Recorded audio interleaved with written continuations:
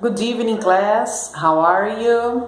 Hoje nós vamos estudar o verbo to have. Eu tenho certeza que vocês já aprenderam, ou quem não aprendeu, não conseguiu aprender, vai aprender hoje. Vejam só, pessoal, o verbo to have significa ter. Só que ele tem três possibilidades de se caracterizar dentro de uma sentença.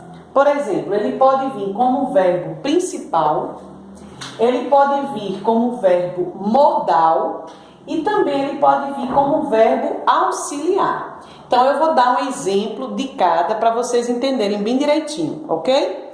Então veja, antes de tudo, é necessário sabermos que na conjugação o verbo ele tem duas formas. O verbo to have, ele pode ser has ou have. Então, o verbo ter em inglês, eu vou usar have para que pronomes? I, we, you e they. E vou usar o verbo has para he, she or it, ok? Então, memorizem terceiras pessoas do singular has.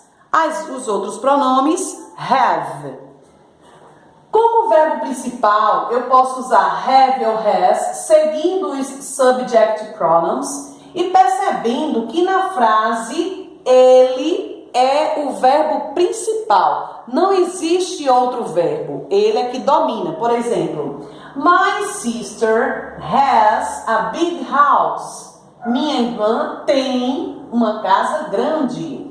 I have a lot of things to do. Eu tenho muitas coisas para fazer.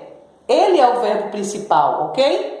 Já como o verbo modal, ele pode ser have to or has to, no sentido de ter que fazer. É obrigado a fazer aquela situação. Por exemplo, I have to drink water.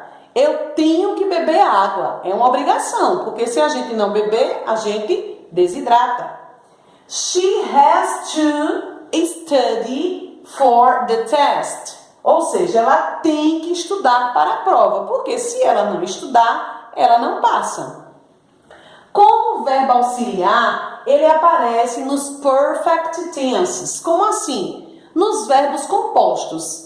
Ele é o auxiliar do verbo principal. Por exemplo, quando nós estudamos o present perfect, né? O past perfect, o present perfect continuous, vocês verão o auxiliar has ou have dentro da formação do tempo verbal. Então aqui, ó, I have just finished my homework, né? Eu acabei de finalizar a minha tarefa de casa. Então, para eu formar esse tempo verbal, eu tenho que ter o have, né? Mais um advérbio, mais a terceira coluna, que nós estudamos o present perfect, lembra? Ou seja, ele tem que estar no particípio passado, não é? Então, o have está auxiliando aqui, nesse outro contexto. He has studied since 2000. Então, ele tem estudado desde 2000 e ainda continua. Então, o verbo aqui está auxiliando o verbo principal. O verbo have, ele pode ter essas